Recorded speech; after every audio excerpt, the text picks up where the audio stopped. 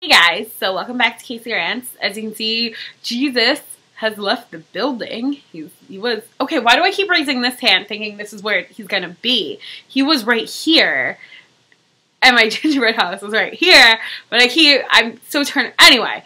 Yes, so that means Christmas, I don't know, Christmas is officially over. School has started back up. I'm so excited. Look at this face. Look at the excitedness. Anyway, so I'm having a problem, and if you guys follow me on Twitter, you'll know that I made a Tumblr post, and it's going to relate back to this. If not, I'll put my Tumblr down below, and you can read what I wrote. It's called KCRANTS Tumblr Edition number 2, because I made number 1. You might not saw it. That's okay. Not many people see these anyway, so who knows? Yeah, it's called KCRANTS Tumblr Edition number 2, Nocturnal Thoughts. So this is an actual story that's happening in my life. I'm not going to tell you guys who it actually is. I will just give you the basics and change names because, you know, things that happen in my life are obviously personal, but I just need some advice because I feel like I'm being kind of irrational, but I maybe feel like I'm doing it for the right reasons. So let's get started. Katie met Alex online, and they were talking for about a month. And then they finally decided to hang out. And Alex seemed like the perfect guy. He was charming and sweet and basically said all the right things. And Katie fell pretty hard pretty fast. Typical story, right? So Katie and Alex talked for a while online. They hung out. And then they finally decided that after about 2 months of knowing each other that they were going to make this official. Okay, fine. Katie and Alex are now boyfriend and girlfriend, and things were going great. Now, Katie would relay messages to other people, such as me, and tell us about how wonderful Alex was. And I mean, all you can do is sit there and be like, yeah, they sound really great. And then you meet Alex, and sometimes things in your gut just don't feel right. And maybe for me, a lot of the things weren't sitting right already. So when Katie would come and tell me things, my gut was telling me, this sounds kind of sketchy. And as any good friend would do, they decided that they would just be supportive no matter what happened. Well, Katie and Alex were dating for about a week or 2 after this, and this is when they became official. And Alex would not text Katie back. And Katie got really upset about it. And finally, what happened was Alex ended up being in the hospital. Okay, I get it. That's fine. So when Katie told me this, I was like, I totally see where it's coming from. Now, Alex, one time again, didn't text Katie back. And Katie got really upset. And then he would say things like, I was playing Xbox. I mean, if someone gave me that excuse, I would tell them to shove their Xbox straight up their ass. Honestly, I would. I would be like, that's the most horrible excuse. Katie would try to hang out with Alex, and Alex would keep breaking plans. And Alex would say, oh, something's come up. Oh, I have to do this. I'm sorry. And at last minute, basically stands Katie up. And I started feeling quite uneasy about everything. But like I said, as a good friend, I stood there and I supported it. I told my 2 cents, but in the end, I kept saying, this is your relationship, not mine. I can't tell you how to handle it. So let's fast forward a little bit. So there have been a couple times maybe where Alex had done things in a similar fashion, not texted her or not, you know, hung out or broke plans. Well, I finally met Alex. And as I said, my gut feeling was this isn't all adding up. And Alex seemed to be an okay guy. And I didn't seem to see anything really wrong. I'd only seen Alex that one time. And then I saw him again. And then after that, Alex kind of disappeared. And not only from my vision, but from Katie's. And he wouldn't answer Katie back on any of her text messages. She texted him, and texted him, and nothing would come back. And she would call him, and his phone was off. Finally, Alex texted Katie back and said, so I guess this is my girlfriend. Sorry, my nephew broke my phone. I had to get a loaner, and my boss is coming to work. We've been super busy. Sorry, I haven't texted you. And Katie, of course, was like, all right, that's fine. I just was really worried about you. And Katie was. Katie had been calling hospitals and checking places and checking the newspapers. And just to make sure that Alex was okay because she couldn't find him. So Alex texted her and then kind of blew her off at the same time and then didn't text her again. And this went on for, like almost 2 weeks. He would not text her or call her. And Katie was legitly heartbroken. And as a friend, what do? Like I just said, you bash the crap out of the boy, and you sit there and you tell Katie how horrible this is, how he's treating her, and what a jerk and an asshole, and who could ever do this to someone.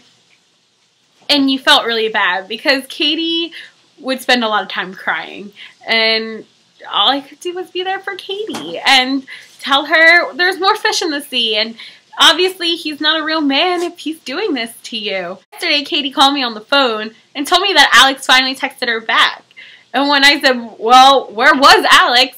He said he had a lot of personal issues and family stuff. And sorry he didn't text her back, but he was pushing everyone away. Not just her, everyone, even family. And my whole thing was, I found that completely inexcusable. And this is where the problem is starting to lie.